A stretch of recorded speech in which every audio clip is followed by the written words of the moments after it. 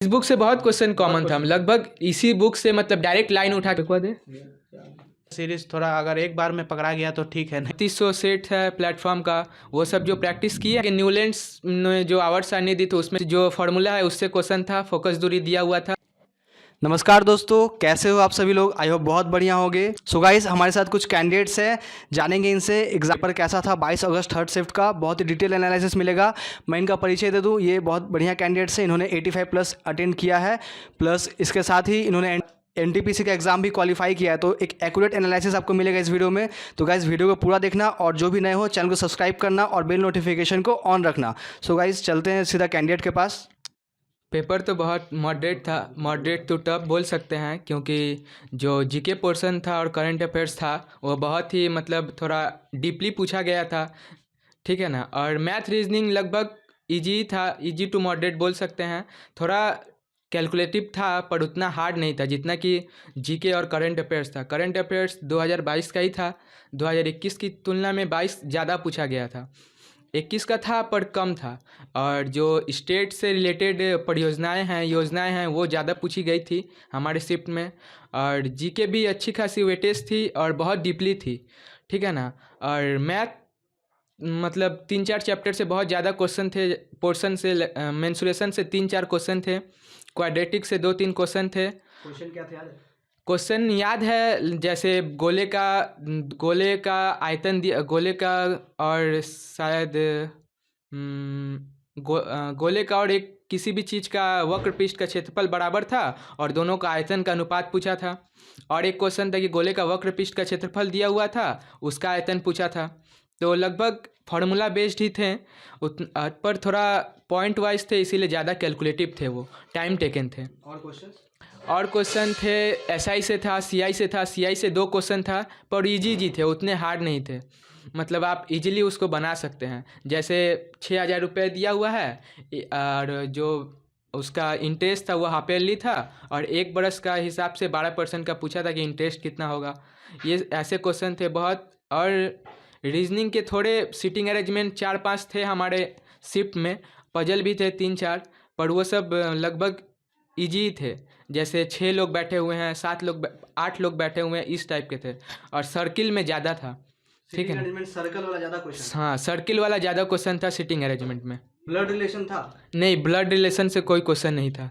Blood relation कुछ था? हाँ, ब्लड रिलेशन से 2 क्वेश्चन था।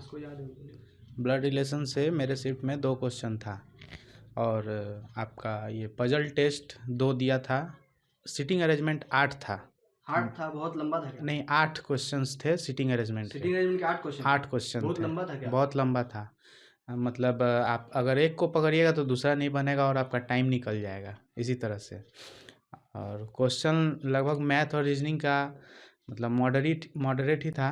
और मैथ जो था इजी बना सकते हैं, अगर कोई लड़का NTPC क्वालिफाई किया है तो वो इजी से कर सकता है उस चीज़ को। और जीके जो है आपका बहुत डीपली दिया था। और जो साइंस है, साइंस का पोर्शन आपको NCERT से था। NCERT था।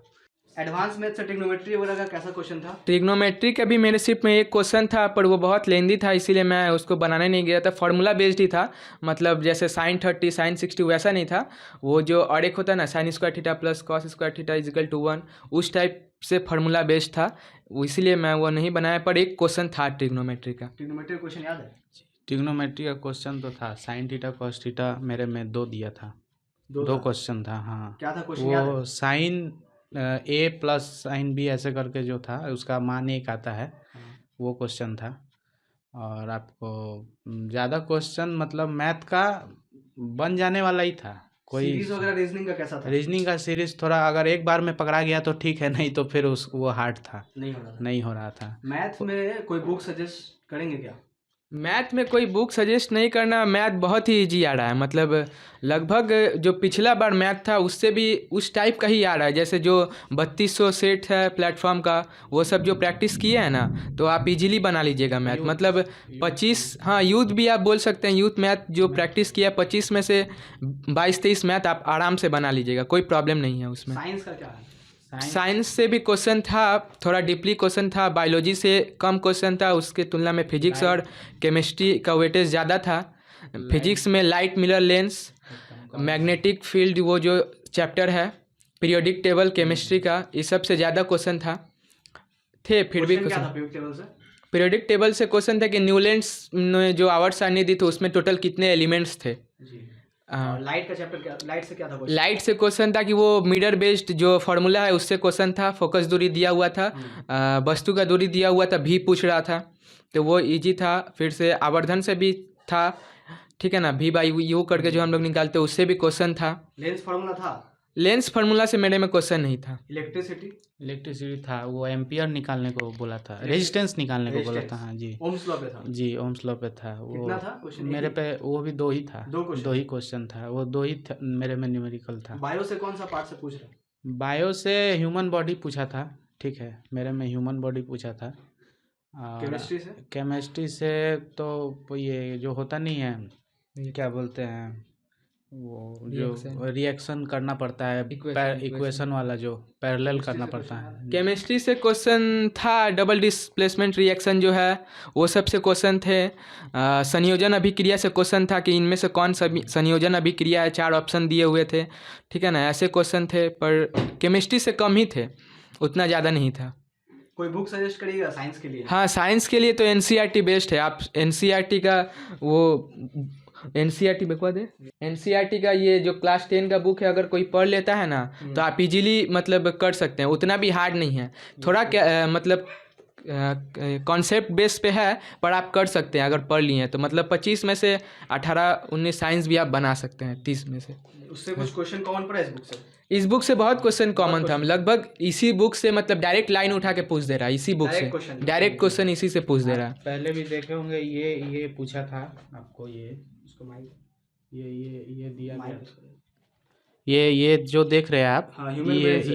ये आपको पहले के परीक्षे में मिला है, ये फर्स्ट पेज के परीक्षे में ये डायरेक्ट दिया था। उसी टाइप से ये डायरेक्ट फोटो उठा के दे रहा है और पूछ रहा है इसका नाम क्या है, एक पार्ट का नाम पूछ रहा है।